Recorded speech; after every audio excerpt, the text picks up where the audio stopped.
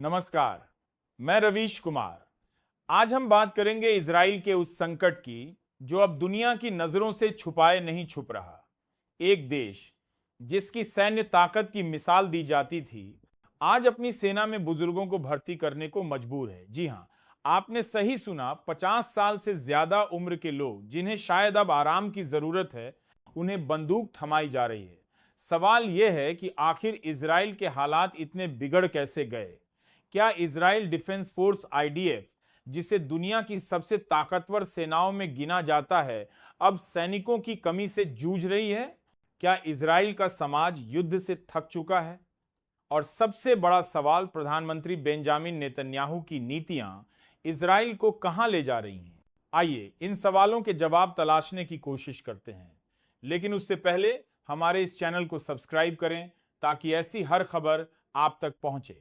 दोस्तों, इजराइल आज 7 मोर्चों पर जंग लड़ रहा है: Gaza, Lebanon, West Bank, Iran, Syria, Iraq और यमन। लेकिन इस जंग का सबसे बड़ा संकट है सैनिकों की कमी। एक ताजा खबर के मुताबिक इजराइल ने अब 50 साल से ज्यादा उम्र के लोगों की एक रिजर्व बटालियन बनाई है।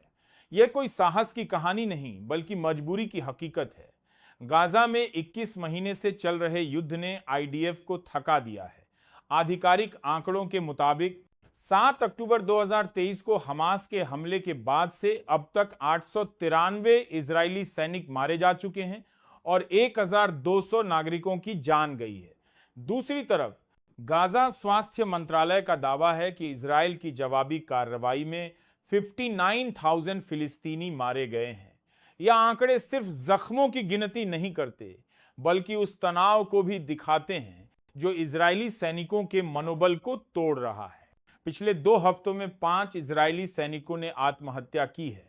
इनमें एक 19 साल का नॉर्वेजियन सैनिक भी शामिल है, जो ट्रेनिंग के दौरान ही आईडीएफ में शामिल हुआ था। एक गोलानी ब्रिगेड का सैनिक एसडी तेमान बेस पर खुद को गोली मारकर मर गया। एक रिजर्व सैनिक Daniel Edri post traumatic stress disorder PTSD से जूझते हुए खुद को आग लगा ली। यह कोई छोटी मोटी घटनाएं नहीं है। जब सैनिक, जो देश की ढाल माने जाते हैं, इस हद तक हताश हो रहे हैं, तो सवाल उठता है, क्या इजराइल की सेना अब सिर्फ हथियारों और तकनीक के भरोसे टिकी है? इजराइल में सैन्य सेवा अनिवार्य है।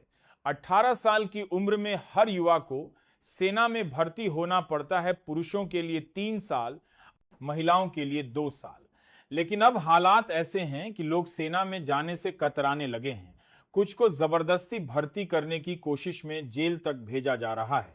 गाजा युद्ध के चलते आईडीएफ ने अनिवार्य सैन्य सेवा की अवधि को 2 साल से बढ़ाकर 3 साल करने वाली है। इसी पर पूरी भर्ती को सबसे पर 2 साल से बढ़ाकर बड़े है दिया है।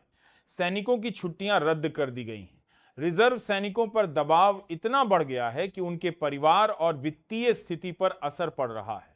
अब बात नेतन्याहू की नीतियों की। 8 अगस्त 2025 को इजराइल की सुरक्षा कैबिनेट ने गाजा पर पूर्ण सैन्य नियंत्रण की योजना को मंजूरी दी। नेतन्याहू का कहना है कि उनका मकसद हमास को खत्म करना, बंधकों को छुड़ाना और गाजा में एक ऐसी सरकार स्थापित करना है जो न हमास हो और न ही फिलिस्तीनी प्राधिकरण।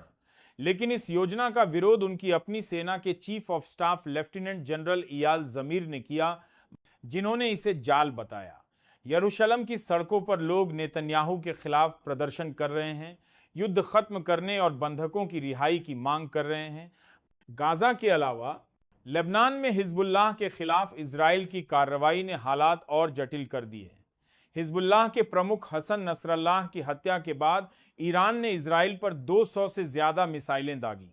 हिजबुल्लाह ने साफ कहा है कि वह हथियार नहीं डालेगा। यमन के हूती विद्रोही भी इजराइल की निंदा कर रहे हैं।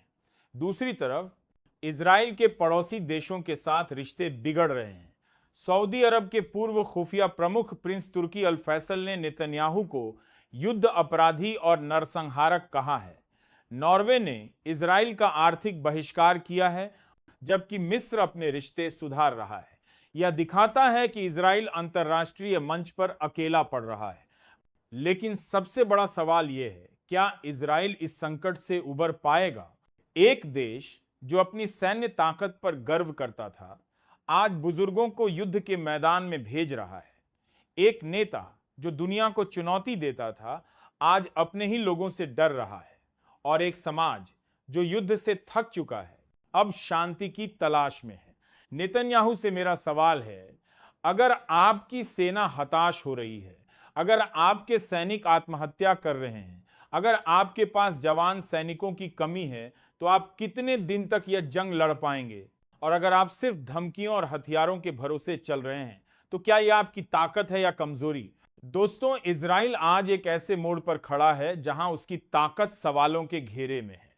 जब कोई देश अपनी ताकत को सिर्फ हथियारों में तलाशता है, तो वह एक दिन थक जाता है, और जब वह थक जाता है तो उसे अपनी ताकत कहीं और ढूंढनी पड़ती है। इजराइल आज उसी मोड़ पर है। सवाल यह है कि क्या वह इस संकट से बाहर निकल पाएगा? क्या नेतन्याहू अपनी कुर्सी बचा पाएंगे? और सबसे बड़ा सवाल, क्या इजराइल का समाज अब शांति की राह चुनेगा? इन सवालों के जवाब तो वक्त देगा। लेकिन एक बात साफ है, जंग सिर्फ हथियारों से नहीं, हौसले से लड़ी जाती है। और अगर हौसला टूट रहा है, तो कोई भी सेना कितनी भी ताकतवर क्यों ना हो, एक दिन थक जाती है। नमस्कार।